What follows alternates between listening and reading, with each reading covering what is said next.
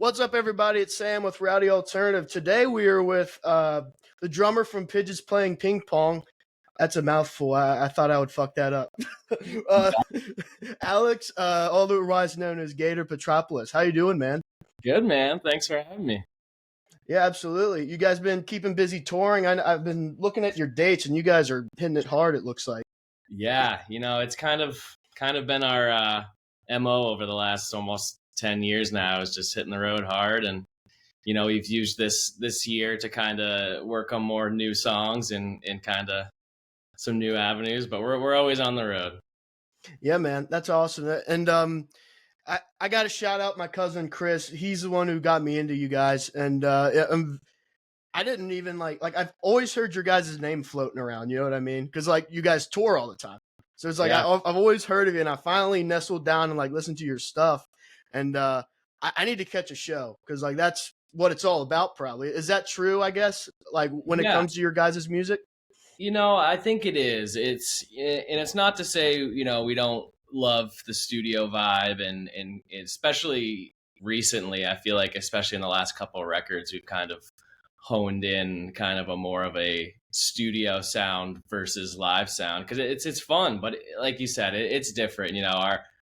Our sound is, or our show is very much geared towards that energy from the crowd. And, a lot of our show is improv and, kind of jamming on the spot. And, it's a lot of, nonverbal communication, a lot of high peaking moments. Not to mention, we have crazy light show that goes along with it. So, the live aspect definitely encompasses more of a full production, and and it's hard to, transcend that into a studio vibe. It's fun, it's different, kind of like taking these 20-minute jams and kind of shrinking them into like a studio song. But it's fun. It's two different vibes, but I agree that the live is where it's at, and I definitely suggest seeing us live if you want to get into us.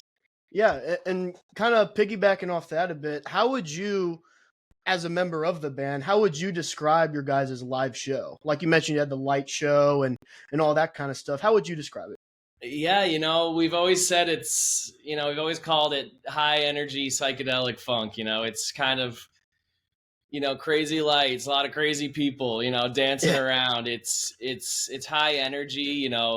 We like to take those peaks and valleys and kind of, take things out there, be dancey one moment and then kind of more spacey or islandy. We try to cover a lot of different ground and, take risks musically where, we're stretching ourselves also. We're trying things, we're trying jams that may not land perfectly every time, but it's kind of this give and take with us in the crowd and feeding off their energy, like I mentioned earlier. And it's fun. It's definitely a journey. And we definitely play for a while and put in a long show. We definitely try to give the people their money's worth and leave them wanting more, but also just drained from the experience. Right. Yeah, absolutely, man. So I guess let's back up a bit just so people could kind of get to know you a bit more. I guess when you were first coming up, like before you were even in the group, like would you, are you from Maryland? Is that where it was? No, well, the band's Okay. from Maryland. They met at Okay. University of Maryland. They're all from this Baltimore area.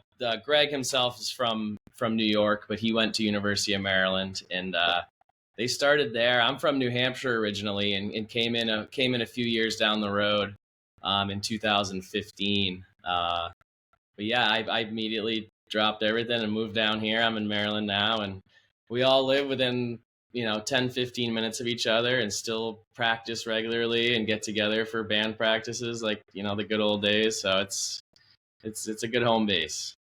Awesome. So when you were coming up, like when you were playing the drums before you were in Pigeons, how would you describe the music scene from where you're at? Because you hear about the scene in Nashville, the scene in Texas, but like you don't hear about like all these other states. Yeah, I agree. It is kind of different where you go.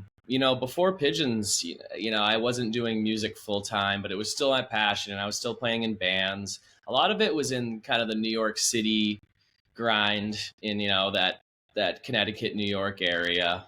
Went to University of Hartford and kind of played music kind of because of that in that area. And It's tough. It's a grind. It really is. Kind of trying to find your footing, and you come across so many talented musicians that it's hard to really get your foot in the door and kind of make it a full-time thing. And it's hard then. I think it might be even harder now, just kind of with the climate of music these days and how hard it is to maintain a touring schedule. And but I got lucky. I continued to work hard and always put in the time, and it led to Jeremy, our guitarist from Pigeons, reached out. I didn't even really know him too well at the time. We had met a couple times. I my college band opened for Pigeons one time, so it's just making those connections and continuing to grind and meeting other bands and connecting with different musicians. And it worked for me. They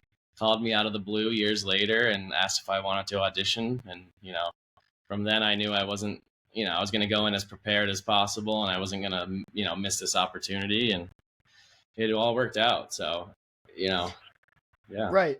So when you have you always played that kind of style that Pigeons does, like the funky psychedelic jazz jam kind of stuff, or was it kind of a shock, like a not a shock, but like a total difference when you joined? Yeah, it's a great question because variations of it. I definitely had played funk music, some jazz music, but their sound specifically, not really. Growing up, I was a lot more of a rock and roll guy. A lot of heavy metal and just classic rock, Zeppelin, Bonham, all the Keith Moons, all the greats. And Mm-hmm. in college, it kind of went down that kind of jazz fusion path. And it's funny because Pigeons on the surface, the sound might seem you know um, you know, pretty structurally basic in the sense of, rhythm and groove. It's typically got, just a very straightforward kind of dance beat. We have some cool rhythms underlaying that for sure. But, it's a pretty approachable sound when it comes to rhythm. But at the same time, it was a big adjustment just because, obviously we're jamming for a while. So, and, even the endurance factor of playing, the 3 hour show, continuously a lot of long songs, that alone was kind of an adjustment. You go from playing, 45-minute bar club sets to 2 90-minute sets or whatever. So, Yeah. but stylistically, yeah, there was a lot of just intricacies, whether it was, a lot of offbeat playing on the hi-hat or kind of instead of more of that swaggy backbeat, kind of pushing the beat more as a drummer. And, yeah, a lot of little adjustments. And as the years went by, I kind of, when I started, tried to really stick to the main parts, Mm-hmm. and most of the parts that the previous drummer had. And, as time goes and you get comfortable as a group, I would kind of seep more of my style in. And, 9 years later, it's all come together, and it's always fun working on new music, and it's something I'm a lot more comfortable with now. So yeah. Yeah. And what your guys' sound, what drew me to you guys is that it is such an interesting combination of like style, because especially nowadays, like funk and psychedelic, like even separate, like that's not exactly like something you hear every day. You know what I mean? Yeah. So combining that and making it into like kind of like a jam band, I guess, kind of thing. Like I feel like that's pretty unique. So do you feel that way too? Do you feel like you guys are like in your own camp, or do you have like other people that you come to mind at all, or like influences, inspirations like that? Yeah, no, that's a great question. I think, for the first part, I think, what kind of allows us to kind of have a lot of different styles is the fact that, we're all music fans, but we all listen to like vastly different music. Well, we all love all types of music, but as far as kind of our go-to, we have a lot of different, backgrounds as far as, Greg has a great knowledge of, like, our singer has a great knowledge of kind of the more musical theater vibe. Mm-hmm.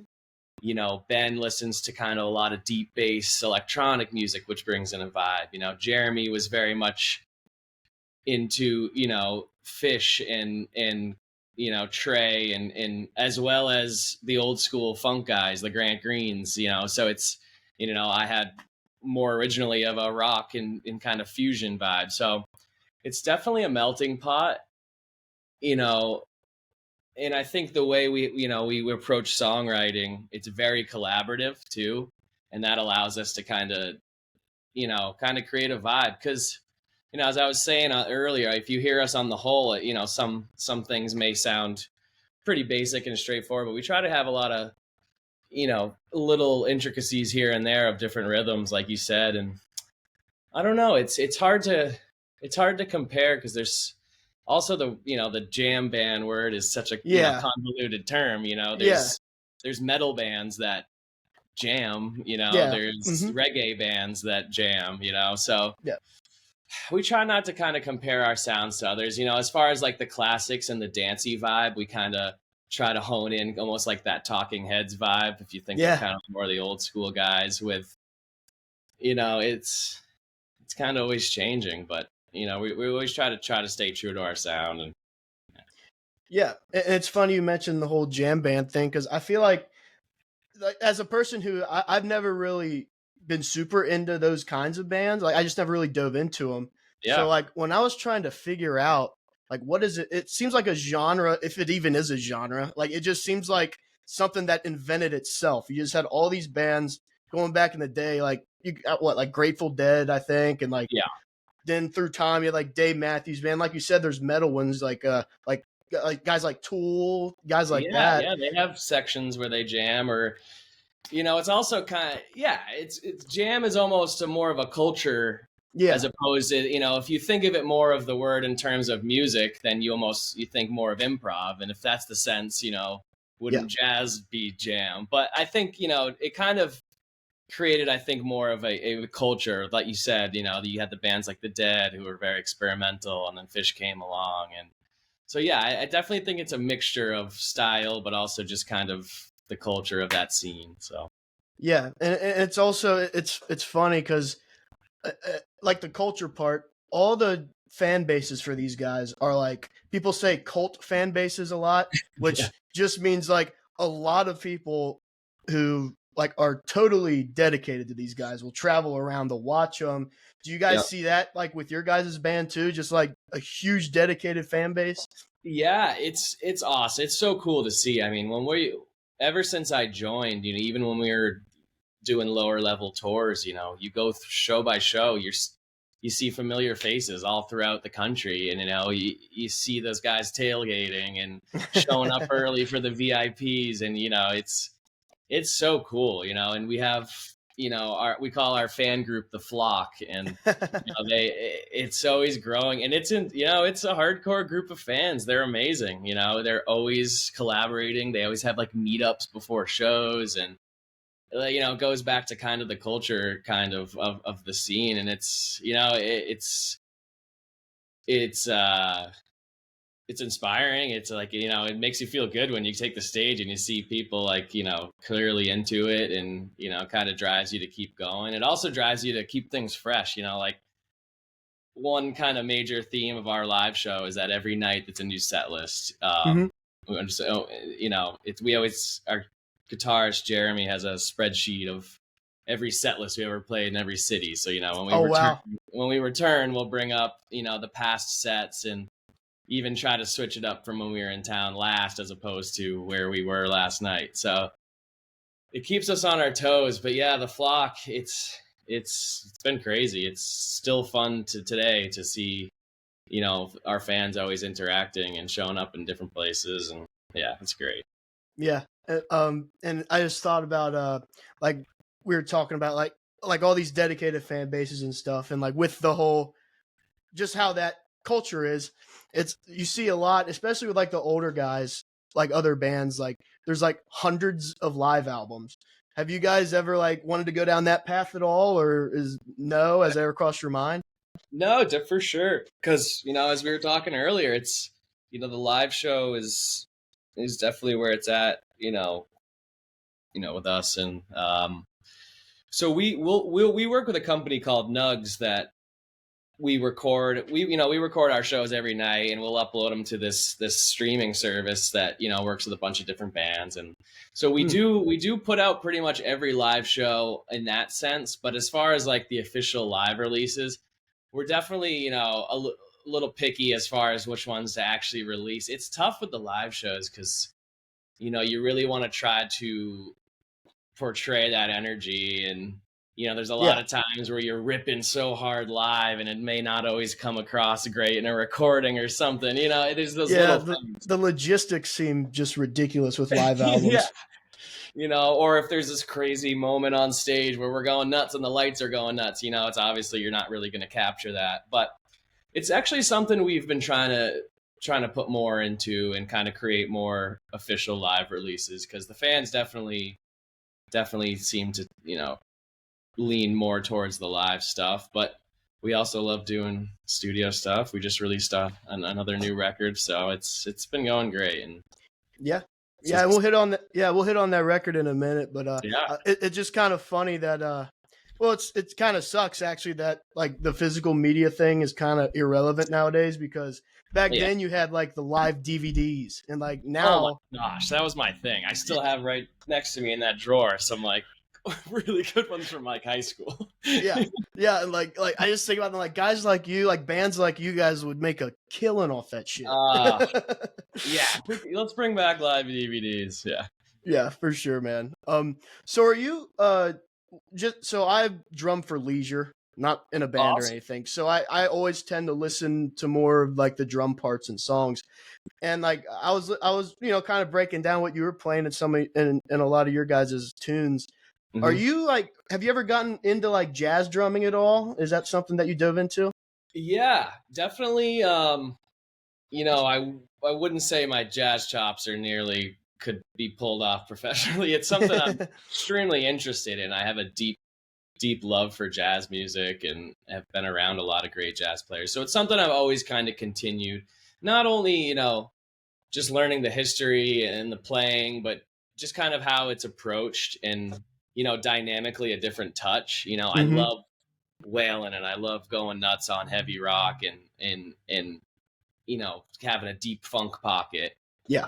But it almost, the jazz aspect and just the touch and technique, it's something that's always interested me. It's something I'm trying to get into more. And it, definitely live and kind of some jams. I've been recently kind of trying to break into more of that, whether it's some more just ghost notes or spacey playing or kind of syncopated stuff. And it's been fun. The other guys in the group have kind of been open to it as well, kind of just taking things a little more out here and there. And it kind of helps when you kind of come back and lock into a pocket, kind of makes it seem even more locked. So yeah, it's definitely something I try to get better at. But I was my buddy, I don't know if you know him, Corey Coverstone. He used to play in Dirty Honey.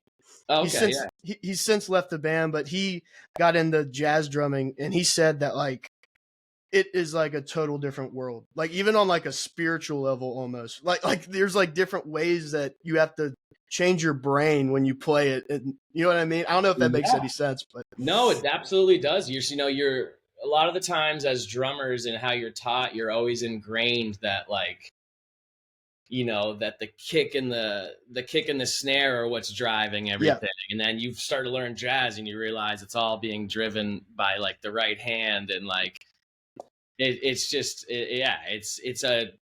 like learning a new language. You're starting from point A and you're approaching every little thing in a different way. So, and I feel like it's something you can just kind of, most aspects of music, I believe you can always learn more, but there's just so many little intricacies with jazz drumming that since it started hundreds of years, 100 years ago, there's still innovation. So it's great. Yeah, they're in the league of their own for sure, man. So this is a pretty cliche question you probably get a lot, but who are some of like the inspiration, like drummer inspirations that you have that like kind of you look to when you're trying to like, hunker down, get creative or something and figure out a new drum pattern or something? Yeah, kind of, if I'm going to pull from different styles, like I guess if I want to work on, clarity of chops or working on some new stuff like that, I'll always go back to guys like Vinny Colaiuta. I think Vinny Colaiuta might be my all-time favorite. He's just Okay. encompasses the rock, the fusion, the jazz, Yeah. just being a badass, you know. Mhm. So he, you know, and then, you know, as far as groove guys, you know, Steve Gadd, guys like Yeah. that, where it's just, you can't even imagine them like screwing up the groove. Everything is just so locked in.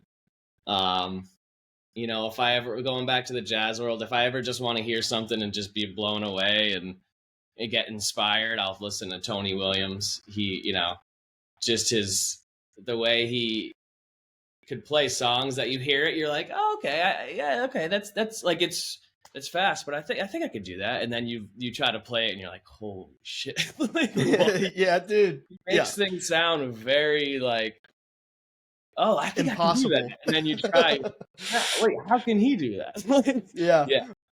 You know, and it's yeah. The list all it takes for me is I'll watch Whiplash one time and then I just say, fuck this, I'm not doing it. I'm going back to Ringo shit. Yeah, right. But hey, that's also I think, you know, Ringo in his way was a master in himself. I also have huge appreciation for guys like Questlove, you know. Oh yeah. Guys who, they can play all the fills, but they know musically, you know, what works. And, you know, I think it takes just as much balls to pull off a crazy fill than it does to just sit there and just ride a fat pocket and play what the music needs. So, you know, I try to respect all sides of it for sure. Yeah, like there's like, that's why I love talking to drummers, because I could semi-relate on a very proficient level, or novice level, I should say. But like, I was talking to I had Tim Alexander on from Primus. Oh, hell yeah. And he's an absolute animal. And like, I was just asking him, just as a fan, kind of, I'm like, yeah, so what'd you play on this and that? Which I don't know if that makes for a good interview, because some people just like tone it out. But like, and he just explains it like it's nothing. It's like, dude, that would take me like 3 months to learn. Like it's nuts. Oh, yeah. He's off. He's been a favorite since middle school days. So yeah, man. But so we're touched on a bit how much you guys tour and stuff, and and you said that's, you know, kind of what you guys pride yourself on, and being able to deliver shows. And I guess, like, how do you keep yourself going when it comes to that? Because it just seems absolutely exhausting. Yeah. Man, it's definitely a grind. It's, you know, it's kind of just how you approach it. You know, we've been fortunate enough over the years to, as you know, as we've kind of grown a bit, you know, been able to bring in some crew guys to alleviate some of the pressure. But, you know, for a while, and it's still very much a do-it-yourself project. You know, we're always setting up our stuff, and I don't know, it's just kind of embracing it as, you know, you got to go into it. While it is sweet and it's so much fun, you still got to remember that it's, you know, this is our job, and, you know, it's a work day. And like, you know, we show up, we get to venues, so sometimes as early as 10 in the morning to start loading in our light show for 3-4 hours, set up gear. Then, you know, we use our sound check as a rehearsal as well. So we'll do a full 2 hours, and, you know, then you get dinner, and then you play for 3 hours and you break down. So it really is you know, an all day thing. You just gotta kind of, you know, enjoy the ride. Like I really enjoy like getting to a new venue and like setting up and like you know, hitting all the drums and seeing what sounds different in every room. You know, there's no doubt there's those weeks where you might have a five show week or something, and it, you know, you get to that Sunday show and it's, you definitely feel it.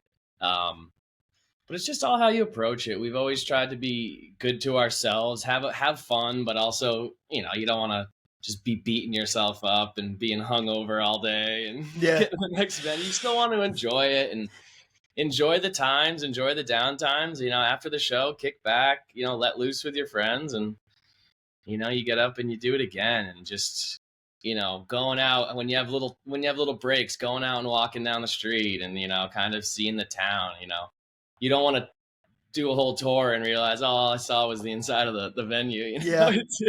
And it's tough. There are going to be days like that, but just kind of having that perspective of, yeah, this is a grind, but we're lucky to be doing it. We put in the work, we earned it, and you got to just work hard, play hard. And I think, I've been lucky to join a good group of guys that all have like a great head on their shoulders when it comes to kind of the work play balance. So, Did you say a 2 hour long sound check? Is that normal, or is it because you guys have such like a extensive set list? I don't think it's very normal, especially if you're just kind of playing a smaller show. Typically, it's you just get your sound checked, half hour or so, play a quick half a tune or something. But yeah, when you do tour so much and might not have as much time to work on new songs or just kind of when we're playing a different set every night, there's going to be songs here and there we haven't played in a while that we need to brush up. So yeah, it can get a bit exhausting, but it is important. We also have a separate little backstage setup that we tour with. I have a little fold out kind of busker drum kit that we set out. So before the show, we'll go over the set list again. And if there's any final changes or things, we rehearse again backstage. So it becomes a lot, but it's definitely, I've always said I'd way rather do that than kind of, I don't know. It's hard to say. Like I think I'd rather have a grind of a day than just have to show up and play. It's like, yeah, that might be sweet one day, or you get to a certain level and it's kind of like that's like the whole, but yeah, we've always enjoyed the process and enjoyed, the work and setting up at the venue and kind of getting ready for the show. I think it's fun. So, yeah. Yeah, man. So you guys, I believe, didn't you guys just recently play at Cincinnati? That's where I'm from. And I know that my cousin went and saw you there. Yeah.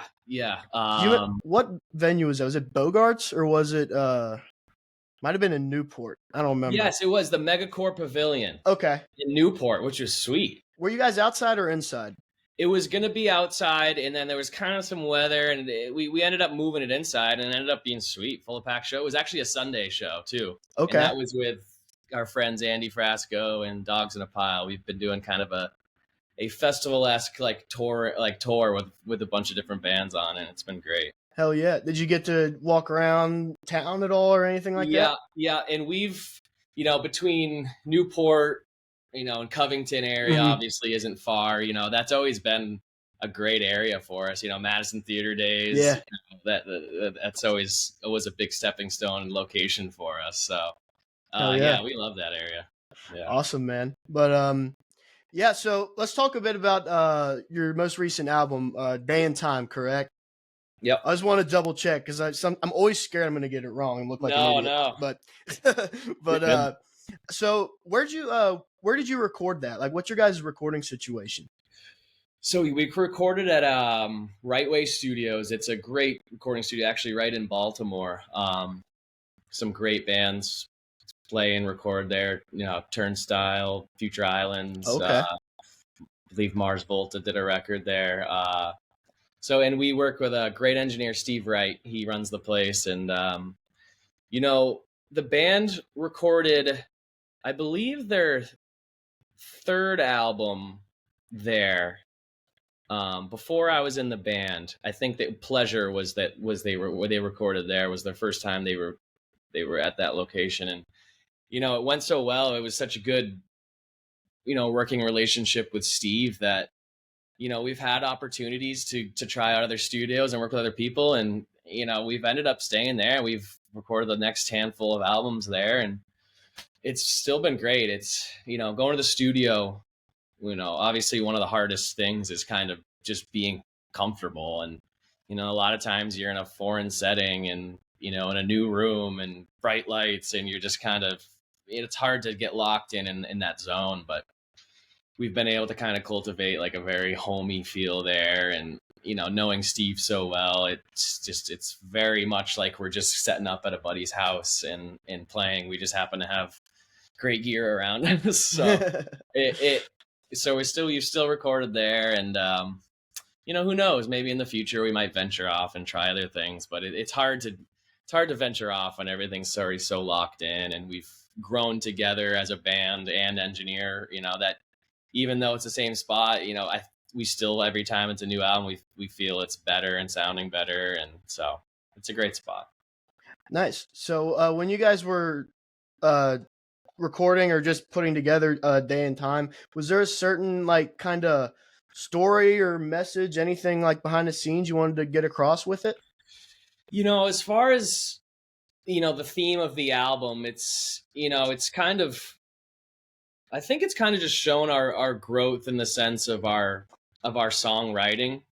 Mm-hmm. And it's not to say that it lacked before, but I think even more so in the past years, we had so many tunes that a lot of it was, just getting those songs onto records, and we would rework them and revamp them, and but as we've gone further, we've had to kind of write more tunes and more fresh tunes, and this I think is kind of like the first record where a lot of the songs are pretty new to both the crowd and ourselves as well. We Yeah. typically like to try, run through songs live here and there and kind of let them get shaped before we put them in their final form, which some artists record songs that they wrote in the studio that day. It's kind of all different, but yeah, this, I think that it covers a lot more ground. I think, like, emotionally, there's a lot more, there's still the high energy positives, peaking stuff, but there's still a lot of there's more even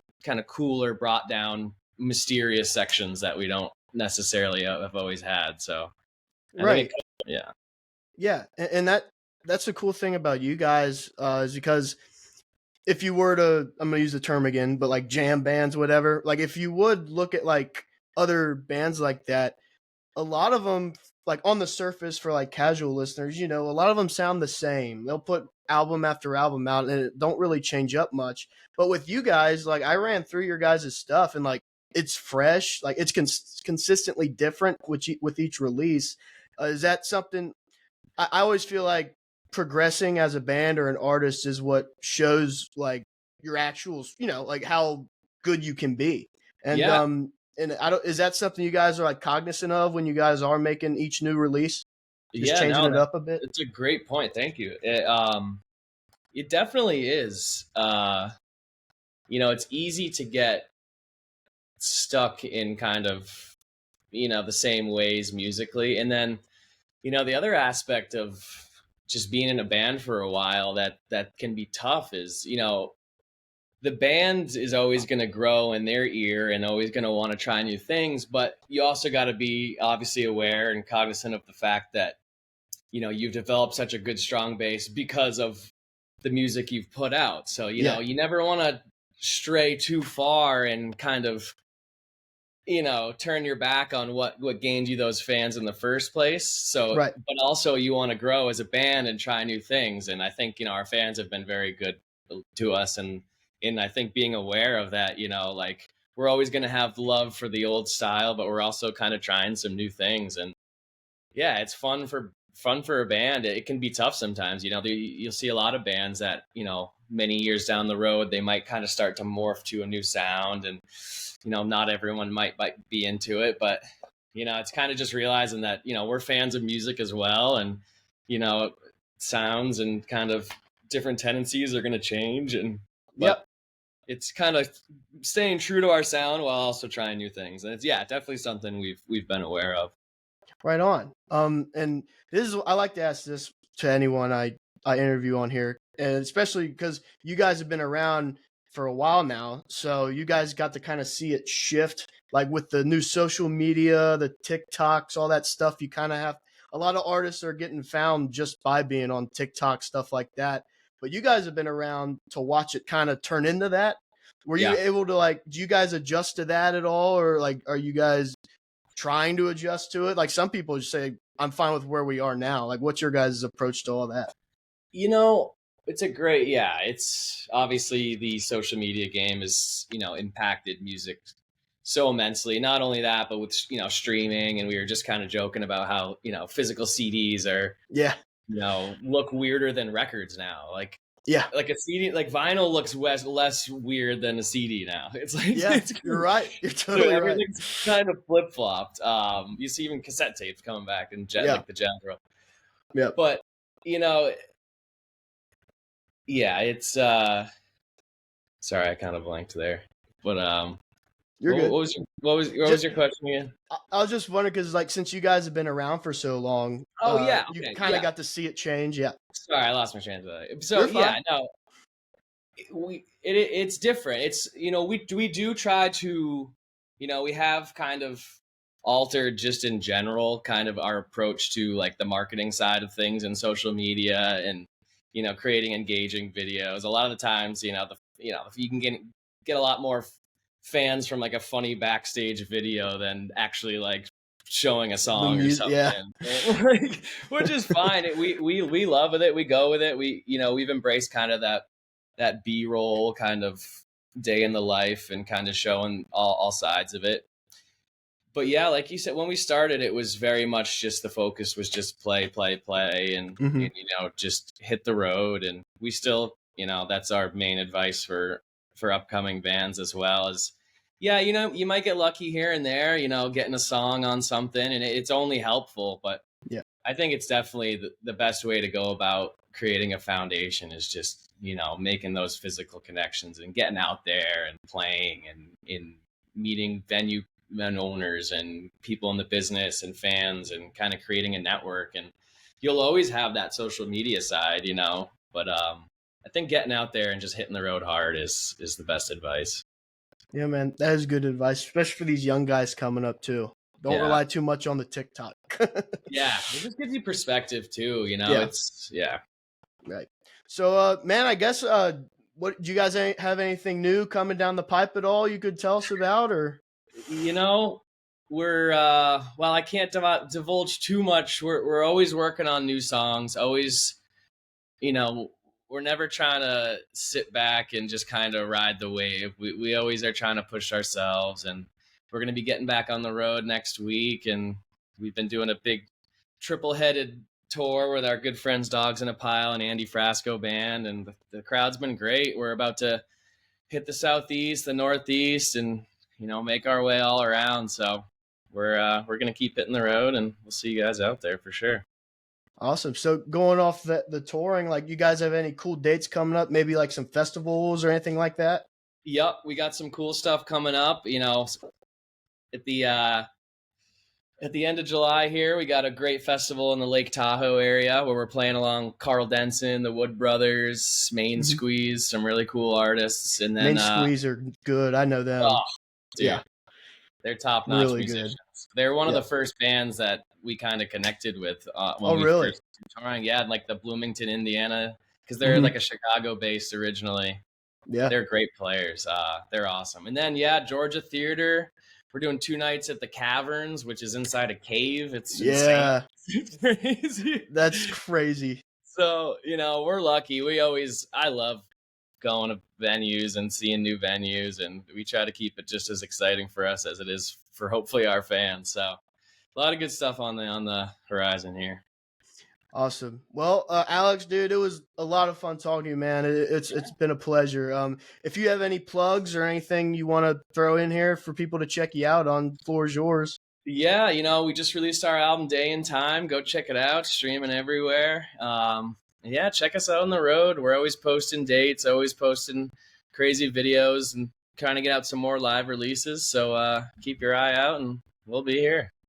Hell yeah. You guys heard the man. Check him out, and also check out Pigeons Playing Ping Pong. They're a very unique band, man. Like, they caught me immediately, and they're really cool shit that you guys would enjoy for sure. And also, while you're at it, check out Rowdy Alternative. Just give us a Google, you'll find us. So, Alex, thanks a lot again. Thanks, And brother. Appreciate it. yep, and we'll see you guys next time.